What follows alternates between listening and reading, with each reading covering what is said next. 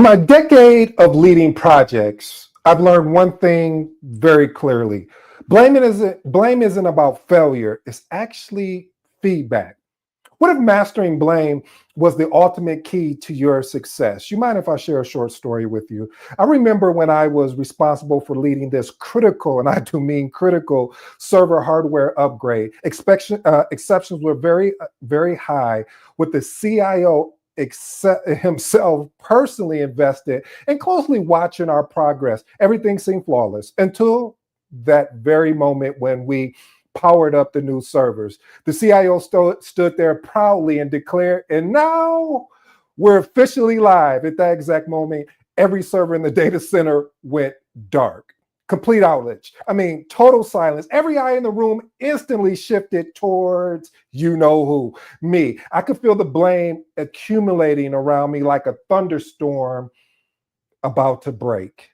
But instead of panicking, I paused calmly and said with a confident smile, well, it looks like we've just discovered a valuable lesson about our new hardware.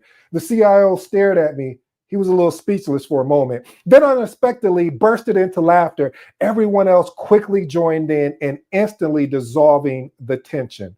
We immediately regrouped, swiftly identified a crucial configuration issue. Within just a few hours, all servers were back online and fully operational. Later, during our project retrospective, the CIO stunned the team by openly admitting, honestly, I'm grateful this happened today. Without it, we wouldn't have truly recognized just how strong and resilient this team was. Therefore, that experience fundamentally changed my mindset. It taught me to replace words of success or failure with win or learn. And in today's episode, I'm going to show you exactly how adopting this powerful win-learn mindset can completely transform your approach to project management, from turning every setback into your greatest opportunity. Point number one, practice the win-learn mindset. See, when you frame project outcomes as a win or learn, not a success or failure, you shift stakeholders from blame to lessons learned. Oh, I like that. Let me tell you why I like that, family, is because it's important when you frame projects as opportunity for learning rather than a simple successful failure scenario. This prompts actual resilience. It fosters a culture that mostly reflects then being one of those that actually is finger pointing, you know what I mean? And it inclines the opportunity for growth, meaning we're focused on improvement. Experiment with these actionable tips. Implement a formal learning retrospective. All I'm saying here is just conduct a structured post-project review that you want to understand what did we learn rather than emphasizing on the mistakes. This reinforces positive lessons learned. The next one, communicate lessons openly and consistently. Share these learnings widely with stakeholders, emphasizing continuous improvement, growth, as of course, shared accountability rather than personal shortcomings. And the last and final one, integrate learning into future project planning. You want to visibly demonstrate applications of lessons learned by directly reinforcing past challenges and improvements. So we can also look at the project strategies during kickoffs, as well as reinforcing the value of that win-learn culture. Point number two, use the blame shield approach. What is the blame shield approach? You just coming up and creating things. Yeah, you know I am. I want to think outside the box because, see, when we absorb the initial blame tactically as a project manager and then methodologically redirect it towards the root cause, it protects your reputation while showing maturity. This is important because accepting initial blame tactfully shows maturity and leadership and strength. It deflects the emotional tension that may be in the room, the call, etc., and allows project managers to steer conversations towards what is the real thing. What is the real thing? Solutions. What's the real thing? The actual root cause, thus turning blame into a productive problem solving. Experiment with these actionable tips. Acknowledge initially responsibility professionally. Begin by neutrally stating your responsibility without being defensive. And I know, listen, family, I'm a work in progress, so I'm not going to lie and say that I get this right every time. But what I do get right is when I do get it right, I understand it demonstrates maturity. It demonstrates the most important piece of everything is emotional intelligence, which it diffuses the tension. Next one, identify shift focus to solutions. Transition conversations quickly from a blame to a specific action and root cause analysis, highlighting collective improvement rather than an individual fault. And the last and final one, follow up properly with documented actions. We want to document. If you're new to the episode, you know the motto, the slogan here: documentation beats conversation. So providing a clear, documented action plan addresses root cause, not the surface layer, but we want to get to the root, thereby demonstrating proactive leadership and shifting stakeholders from focus of blame to actually resolution. Point number 3. Apply that early bad news principle. See, delivering bad news early prevents blame by ensuring stakeholders aren't blindsided. See, family, what happens a lot of times when you're leading a project and the ownership and why it went wrong, and you feel frustrated, like I wasn't the only one here, but you were the leader. And then you go through this whole emotional roller coaster. Okay, I'll talk about me since you don't want to be transparent. We go through this emotional roller coaster, not knowing that if we would have delivered the news instead of trying to hide the news because we feel like if we're too transparent about what's going on, we're going to get in trouble, or better yet, watch this. We think that it doesn't show that we have proper leadership, or why did they hire us? No. We need to deliver that bad news early so we can prevent surprises and emotional backlash. When stakeholders are informed properly, they view the project manager as transparent and trustworthy rather than a target for blame, reinforcing mutual respect. Experiment with these actionable tips. Define clear bad news escalation criteria. What does that look like? What does my escalation criteria looks like? Well, clarify exactly which types of project developments require immediate stakeholder notification, and consistently adhere to these frameworks. Next one, deliver difficult news directly and personally. Don't run from it. You need to be that individual, that person, because you are the leader. You are the coach. You are that manager of that project, and you're leading it. So provide it early with direct communication, whether it's face-to-face or phone, for sensitive issues, reinforcing stakeholders' trust, and you are demonstrating respect. And the last and final one, pair negative updates with actionable steps. This is where I got to park parenthetically, as I always say, because this frustrates me. So if my frustration, if I had the frustration meter, it would just be going up right now. And let me explain why.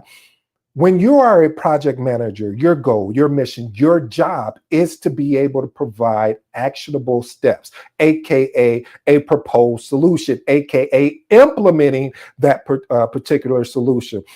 So when you have an issue that happens, you need to do everything possible with the proposed solutions and implement them and see how they work. Because if not, what's the point of giving an actual update of hey, this actually happened, this is what's going on?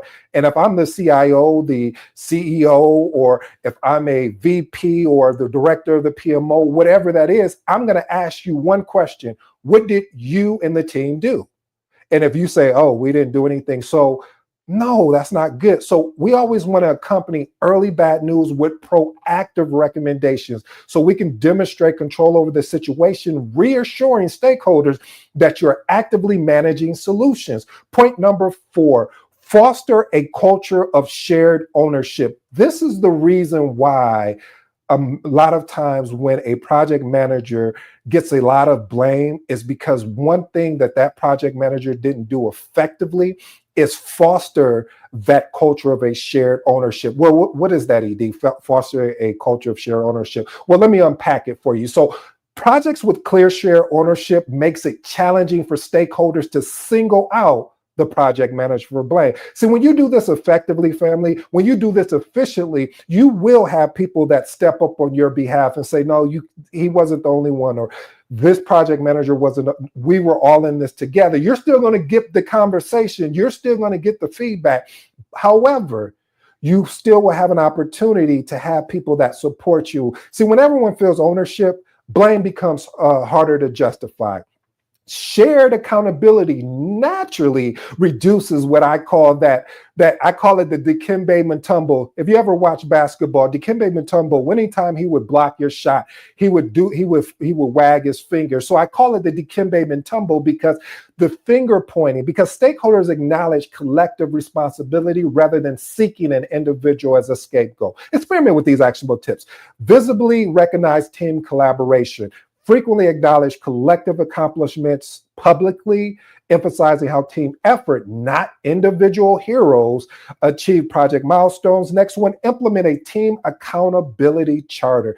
Jointly create a team agreement for defining responsibilities, the decision-making process, and a collective commitment, not an interest. We know what we talk about, a commitment to the project, and just review it periodically. And the last and final one, promote team-driven problem solving. Oh, I love that one. That makes my heart jump, as they say, because regularly involving the entire team in troubleshooting sessions ensures they collectively own the challenges as well as the solution. And this reduces tendencies to assign individual blame. Point number 5, execute a root cause stakeholder workshop. Yeah, we're talking about workshops. So you want to conduct workshop explicitly designed to reveal systematic or external factors behind these failures. Why is this important? Stakeholder participation uncovers root cause, and this promotes a collective, again, there's that word, collective responsibility, and ensures stakeholders internalize systematic issues, making them reluctant to place undue blame on the project manager itself, since they personally contribute to identifying the problem. Experiment with these actionable tips. Plan structured interactive workshops. Use clear frameworks. You ever heard of the 5 whys or the fishbone, or there's so many of these techniques out here. This engages the stakeholder directly for root cause identification, ensuring active participation. Next one, facilitate unbiased open dialogue. What does that look like? That looks like engaging a neutral facilitator when possible to guide these workshops objectively, ensuring all voices are heard without bias or, most of all, defensiveness. And the last and final one, publish and follow up on workshop outcomes. There's no point of doing this workshop if we're not going to follow up, if we're not going to document, because if we don't, then what's going to end up happening, then everyone's going to feel like when you need to do this again, it was a waste of their time. So we want to clearly document workshop findings and circulate reports. This allows us to show that we've implemented an action plan with the stakeholders' accountability and ensuring participants feel their input was genuinely influenced the solution. Point number 6, cultivate a project sponsor engagement. Actively engaged sponsor buffers the PM from blame by actively championing and supporting projects. Let me say this again. As the project manager, we're not running from blame. We're walking into the blame. But what we're saying is that it doesn't make sense for us to walk into the blame when we have a team. If there's things that we could have controlled, we need to control them. And I will reiterate that point again. But this is important that we engage sponsors because they carry a significant organizational influence. They provide crucial political as well as organizational backing. This allows the project manager to do what they came to do. And this also helps their authority, their credibility, and clearly align with the project manager's actions and decisions. Experiment with these actionable tips. Schedule reoccurring sponsor checkpoints. And I know a lot of times project managers are like, man, I don't want to have these check-ins with the sponsor. You should, because this person is going to be your champion. This person is going to give you that opportunity to shield you from conversations or, I like this, distractions that are going to get in your way from having the success you and the team should have. So hold regular, dedicated one-on-one meetings. to keep the sponsor closely informed, engaged, and proactively supportive of your initiatives. Next one, clarify and document sponsor responsibility early in the project. Project charter, explicitly outline how the sponsor can assist, support, and escalate issues, reinforcing their ownership and involvement. And the last and final one, highlight sponsor visibility. Visible sponsors who are visible, whether that's public facing or on the call, whatever that looks like, you want to reinforce their commitment and active involvement in the project's success.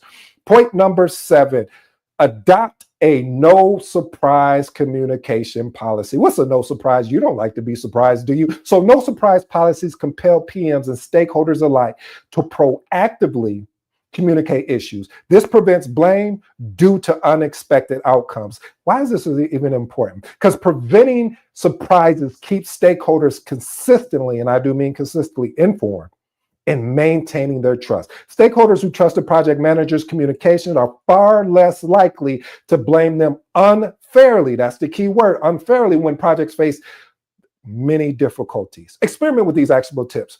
Establish a formal communication protocol. Clearly define communication frequency, whether that's going to be a weekly or immediate alerts or on high-risk issues, whatever that looks like within your organization, and ensure stakeholders always stay informed and aligned. The next one, create an early warning notification system. Set guidelines for immediate escalation when critical milestones are at risk or significant issues arise, preventing stakeholders being surprised. So on a serious note, what we need to understand there, family, is that how we prevent stakeholders from being surprised is continuously communicating, and not just communicating where you're just sending emails and then you're like, well, I'll send it to you via email. We have to think of strategic ways to communicate with stakeholders. Maybe you get on the phone with the stakeholder or stakeholders or your project team and have that communication and recap it via email as a placeholder, and put it on your SharePoint or wherever you hold documents, so you can also teach them how to fish, meaning that if some update or some changes are happening, you can point them to the SharePoint or, like I said, any repository that you leverage. And the last one, regular reinforced communication expectation. We all know the lack of understanding what the expectation is drives frustration. I get frustrated when I don't understand the expectation. You get frustrated when you don't clearly understand what the expectation is. So during meetings, explicitly remind stakeholders and team members about the no surprise commitment, promoting continuous transparency and accountability. Point number 8, leverage stakeholder advocates. This is my favorite. And the reason why this is my favorite is because having stakeholder allies can mitigate blame by providing credible third-party support during those difficult situations. And you will face it. If you haven't faced it yet as a project manager, it's going to show up at your doorstep real soon. It is not a bad thing to happen, because you need to understand the ability to go through it. So having trusted allies serves as an impartial voice, defending your decisions in times of conflict. Their advocacy lends a credibility, preventing isolation of the project manager, and it dilutes the blame by reinforcing a collective nature of project decision. Experiment with these actionable tips. Identify influential stakeholder allies. Pinpoint stakeholders who carry significant influence, and build a strategic relationship by involving them early in the decision-making and update process. Next one, regular brief your advocates privately. Provide concise, proactive updates on key decisions, emerging issues, and empowering them to advocate effectively on your behalf. And the last and final one, invite advocates into critical meetings. The reason why you want to do this, intentionally include your advocates in potentially providing that support for you, so it can balance the conversation, it can balance your validation, it can balance your objective support when discussions become challenging. Well, family, I appreciate it. If you made it this far, remember, setbacks in projects aren't about assigning blame. They're opportunities to either win or learn. By embracing this powerful mindset, you can turn a difficult situation into a growth experience. It won't be easy, though. I'll be honest with you. This will not be easy. No, no, no, no. But this is why it is important for you to always foster a culture of shared ownership so your team collectively can navigate challenges, being able to apply early bad news principle proactively, building trust through transparency communication, and last and finally, and mostly importantly, consistently leading by example, showing your team that accountability isn't about being perfect, it's about being resilient, resourceful, and most of all, ready to grow. I'll close with this. Transform your blame into your best teacher and watch your influence as a leader soar. I go by the name of ED. For all you smart and intelligent folks out there, hey, that just simply means Ed. Until next time.